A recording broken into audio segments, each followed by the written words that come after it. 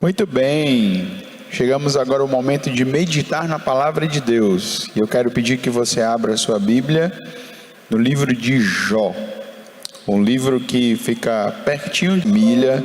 Irmã Maria José, irmão José Elias, irmã Sandra, Dicla, aí tem Letícia, tem Alice.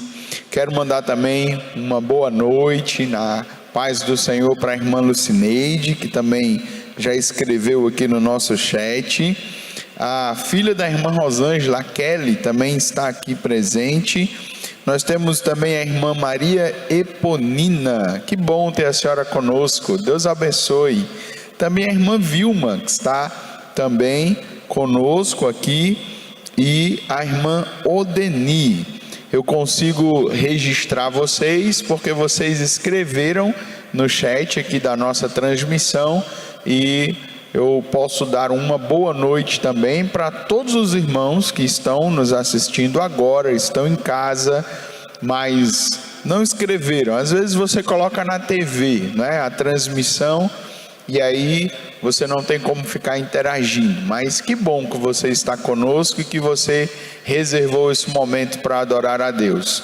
Aqui estamos eu, pastor Diogo, missionário Robson e o Eduardo, que está aqui fazendo toda a técnica, tudo isso que vocês estão vendo aí, mudanças de câmera, né, mudanças de luz, tal, tudo ele que está fazendo.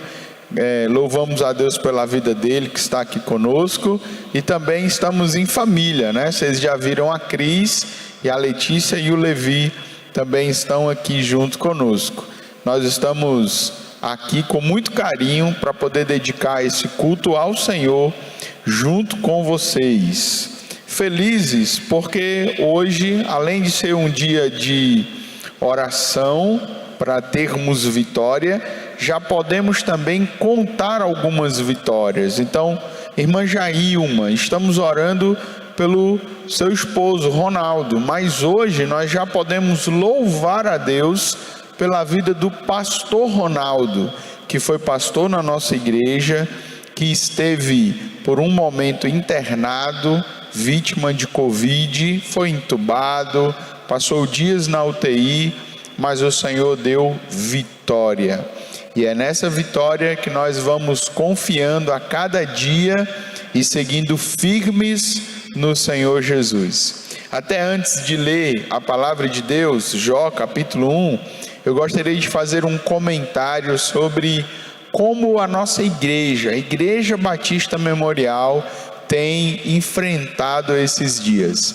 Não têm sido dias fáceis. Nós gostaríamos todos de estar agora no templo, cultuando, louvando, vendo os nossos irmãos, tendo aquele momento de comunhão.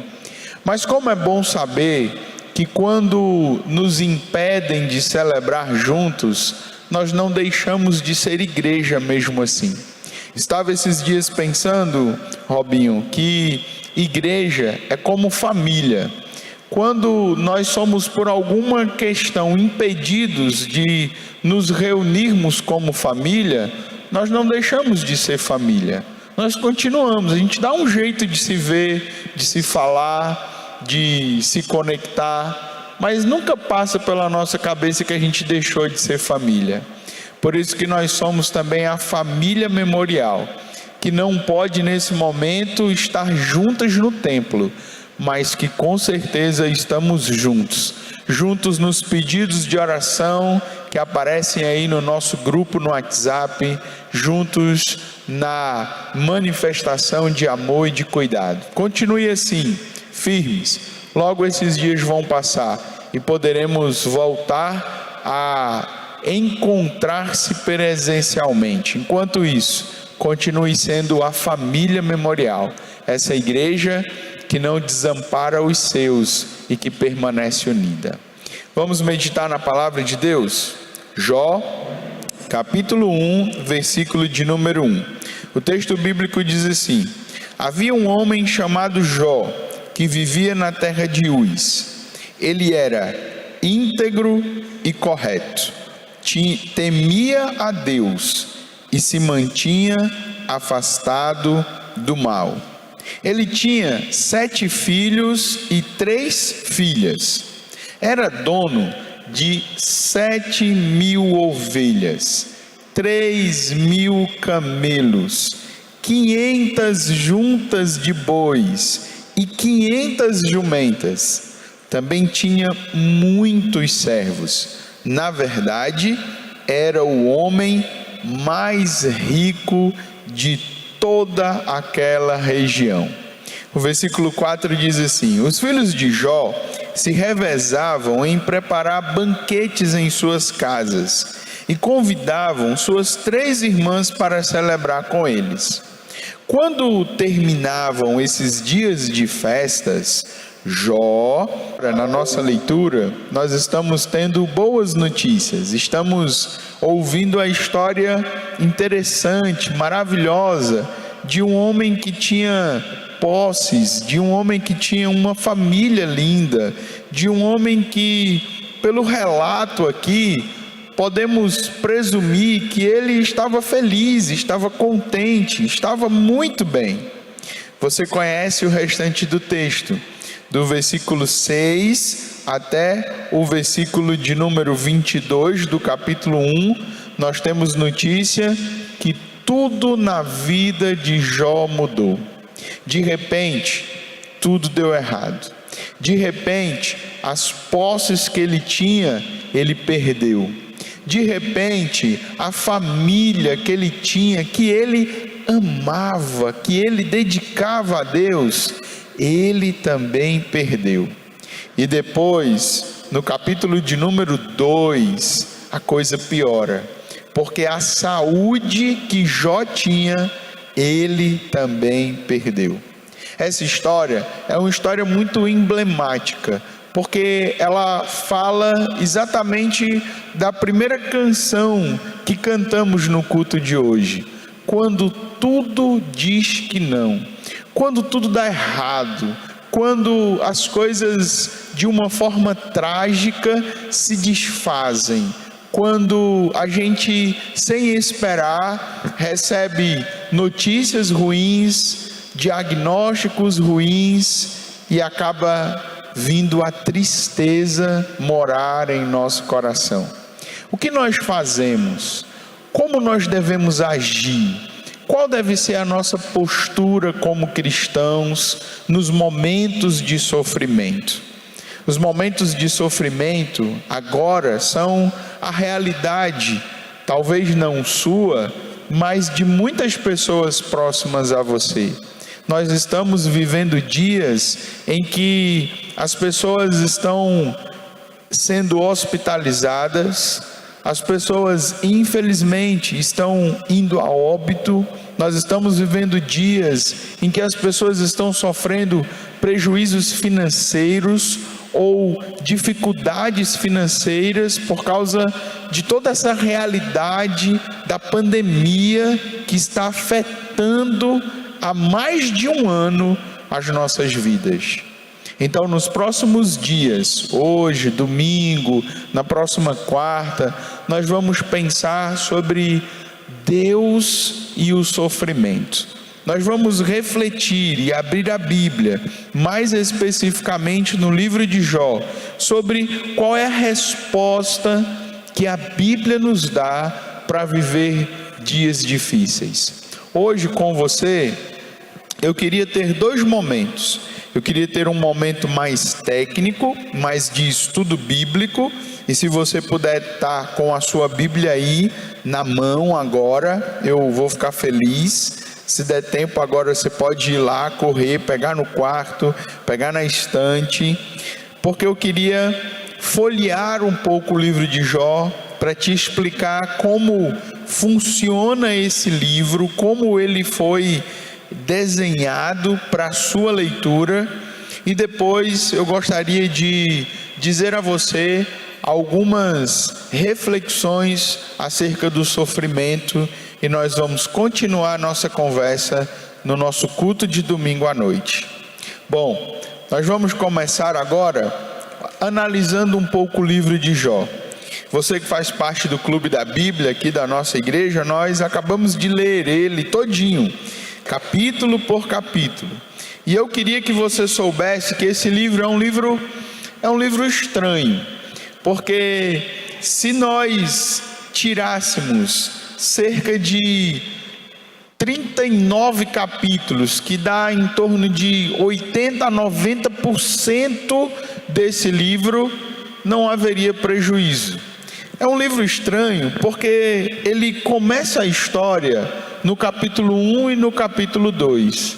Depois nós temos um intervalo, um parênteses enorme, até o capítulo de número 38. E de lá nós temos o desfecho da história. Se você é daquelas pessoas assim, que não conseguem ler um romance, ler um livro e ir vendo as coisas se desenrolando e quer saber logo o final, então é fácil. Você pula para o capítulo 42 e a história rapidinho se desenrola. Bom, mas se você quiser saber como ele foi escrito, você vai perceber que depois que é contada a história de Jó, das percas dele, da tragédia que tomou conta da vida dele, no capítulo 1 e 2, nós temos agora a chegada de 3 amigos de Jó. O nome deles é Bildade, Elifaz e Zofar, ou Elifaz, Zofar e Bildade. São 3 amigos que passam o livro inteiro conversando com Jó. Então Jó é um livro engraçado. Se você está com a sua Bíblia aberta, você vai ver que no capítulo 3, Jó é quem fala. No capítulo 4, quem fala é Elifaz, o amigo de Jó. E quando chega no capítulo 6, Jó responde a Elifaz. Eles têm um diálogo. Um faz um discurso e o outro responde. No capítulo de número 8, você tem o discurso de Bildade. E no capítulo de número 9, a resposta de Jó. No capítulo de número 11, você tem o discurso de Zofar. E no capítulo de número 12, você tem a resposta de Jó. Interessante que esse ciclo de discursos, ele acontece 3 vezes. Então, ele fala 3 vezes e Jó se defende 3 vezes. Bildade e Zofar também. Nós vamos ter tempo suficiente para considerar tudo que eles falaram e vamos aprender muito com eles. Mas eu quero chamar a sua atenção que no capítulo de número 27, acabam-se essas conversas. Parece que eles se cansam de discutir entre si e agora Jó faz um discurso final. Ele abre o coração, ele fala sobre a sua situação e ele faz isso até o capítulo de número 31. No capítulo de número 32, aparece um quarto personagem, um quarto amigo de Jó, um mais jovem do que os outros, que estava caladinho, esperando para falar. O nome dele é Eliú, e ele fala nos capítulos 32 ao capítulo 37. Veja que o livro de Jó é um livro de muitos discursos, de muitas opiniões, e a gente aprende muito com isso. Mas quando chega no capítulo de número 38, quem ainda não tinha dito nada, começa a falar que é o próprio Deus. Aí nós temos algo fantástico nesse livro. Nós temos Deus falando e respondendo diretamente a Jó. Talvez você ache que possa ter demorado, mas ele se proclamou. Deus defendeu, digamos assim, o seu lado em meio a toda essa situação. E aí nós temos Deus falando com Jó até o capítulo de número 41. E no capítulo 42, nós temos a conclusão da história de Jó. Essa história que nós vamos ainda se debruçar sobre ela, nós vamos ainda ver detalhes dela e vamos aprender, fala um pouco sobre o sofrimento. E agora, depois que nós já aprendemos um pouco sobre como funciona esse livro, eu queria dizer a você algumas verdades acerca do sofrimento que nós podemos entender lendo o livro de Jó. Primeira reflexão que eu queria te falar é que o sofrimento, ele é inevitável. Tudo bem, eu sei que essa não é uma boa notícia. Seria bom se eu dissesse assim: olha, o sofrimento é evitável. Você pode passar pela vida sem sofrer. Você pode ter uma vida sem dificuldades, sem provações, sem lutas, sem tentações. Mas essa não é uma verdade bíblica. Quando nós lemos a história de Jó, nós não estamos lendo uma história que é uma exceção. Nós não estamos lendo uma história diferente dos demais personagens bíblicos. Todos os personagens bíblicos tiveram os seus momentos de sofrimento. Assim como todos nós, personagens da vida real, temos também os nossos momentos de sofrimento. O sofrimento, ele é inevitável. Bom, antes que você fique com raiva de Deus por causa dessa verdade, eu queria lembrar a você que o sofrimento não foi planejado por Deus.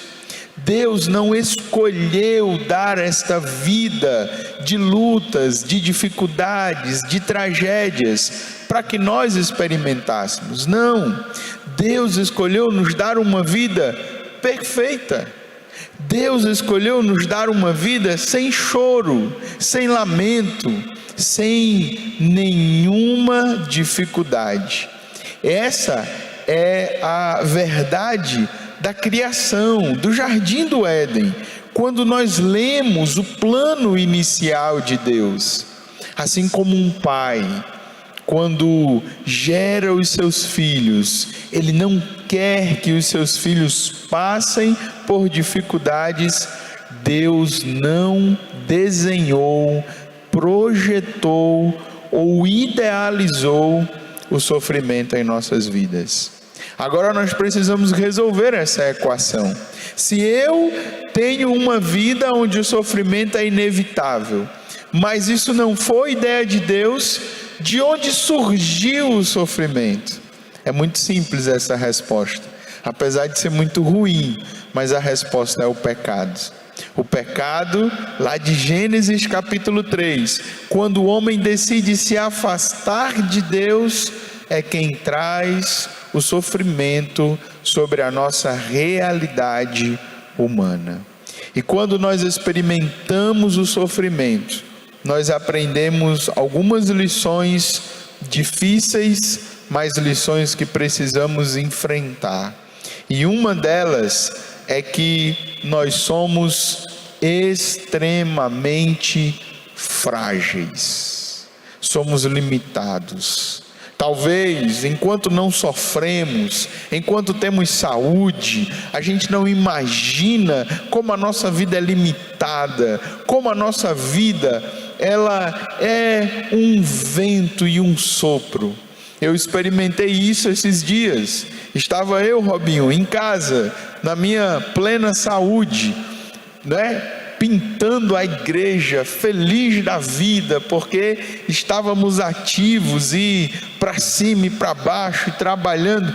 De repente, uma coriza, de repente, um mal-estar no corpo, de repente, uma febre, de repente, uma respiração mais difícil, de repente, hospital, exames, oxímetro, né, Eduardo?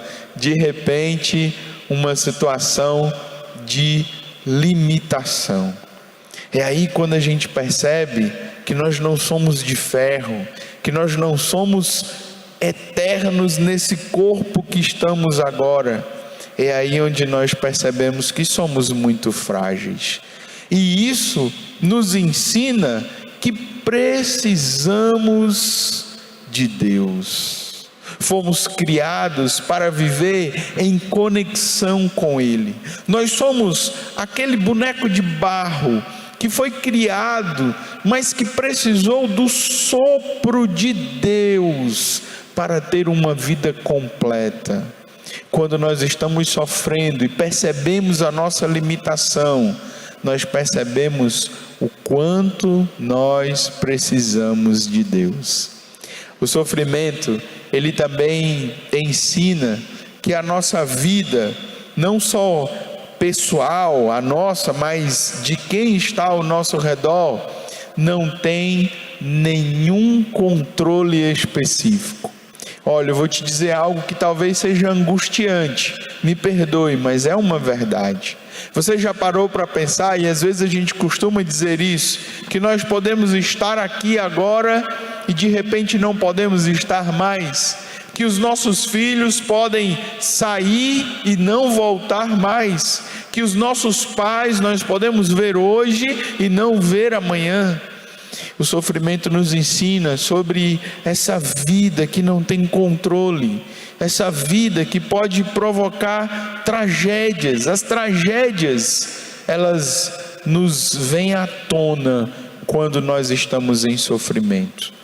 E isso também nos leva a estar perto de Deus. Veja, voltando um pouco para Jó, como ele se preocupava com seus filhos, como ele sacrificava ao Senhor a fim de purificá-los, como ele entregava a Deus, não só a sua vida, mas a vida dos seus filhos.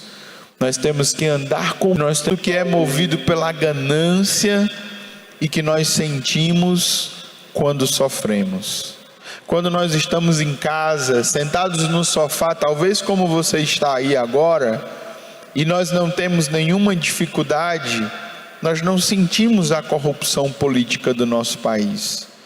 Mas quando alguém que amamos fica doente e precisa de um leito de UTI ou até de um local para internação, e a gente percebe que o nosso sistema de saúde não oferece, simplesmente porque a classe política desvia o dinheiro da saúde. Não dá uma dor no coração pensar sobre isso? Pensar que existem pessoas roubando cilindros de oxigênio. Você já pensou sobre isso? Foi matéria do jornal no domingo agora. Enquanto algumas pessoas estavam correndo para salvar vidas, havia gente roubando e vendendo, revendendo cilindros de oxigênio para poder botar um dinheiro no bolso, fazer uma viagem, e isso mostra as injustiças do mundo. Bom, eu queria encerrar com uma excelente notícia para dar a você. Eu queria dizer a você que Deus, Ele não se cala diante do sofrimento. Ele não cruza os braços diante do sofrimento. Ele não lava as mãos diante do sofrimento humano. Deus é o Deus que intervém no meio do sofrimento. Deus é o Deus que vai para frente de batalha. Deus é o Deus que vai até onde as pessoas estão sofrendo. E eu posso dizer isso a você, porque foi isso que Jesus fez quando Ele veio em missão, em humanidade à terra. Jesus olhou na cara do sofrimento para oferecer misericórdia, graça, paz cura e restauração. As histórias de Jesus são histórias com pessoas que sofriam. As histórias de Jesus são histórias com pessoas que estavam doentes, pessoas que estavam tristes, pessoas que estavam com a sua vida perdida, e ele veio para acabar com o sofrimento, ele veio para resolver o sofrimento humano. Então eu queria que nessa noite, mesmo diante de uma história tão triste como a história de Jó, você soubesse que o nosso Deus, Ele é o Deus que interfere no sofrimento. Ele é um Deus que faz o mar se acalmar. Ele é um Deus que faz os alimentos se multiplicarem. Ele é um Deus que faz a dor passar, porque o plano inicial dele é que nós nunca passássemos por esse sofrimento. Bom, enquanto a ação de Deus não é completa em nossas vidas, nós precisamos encarar o sofrimento. Talvez essa seja a última verdade para nós nessa noite. Não dá para fugir, nós temos que vivenciar. Me lembro quando estava hospitalizado, pouco tempo ali, e pensei que agora eu preciso ligar o modo hospital. E sei que vai vir injeção, sei que vai vir exame, então vamos ter que enfrentar tudo isso e vamos enfrentar.